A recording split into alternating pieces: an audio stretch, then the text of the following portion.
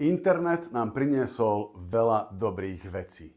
A okrem toho priniesol aj množstvo negatívnych vecí a jedna z nich je tá, že pacienti čítajú na internete aj veci, ktoré sú úplne nepravdivé. Nezmysly o ich ochorení, zle interpretované symptómy a množstvo iných ďalších hrozných vecí, vrátane alternatívnych nemedicínskych postupov liečby.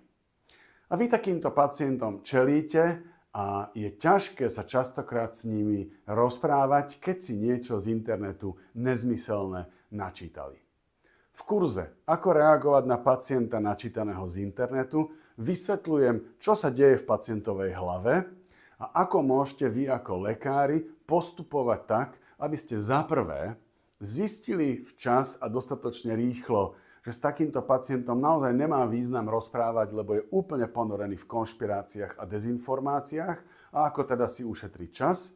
A za druhé, keď zistíte, že s takýmto pacientom sa dá rozprávať, tak ako postupovať tak, aby ste takéhoto pacienta opäť vrátili späť k tomu, že chce s vami spolupracovať a akceptuje vaše medicínske postupy.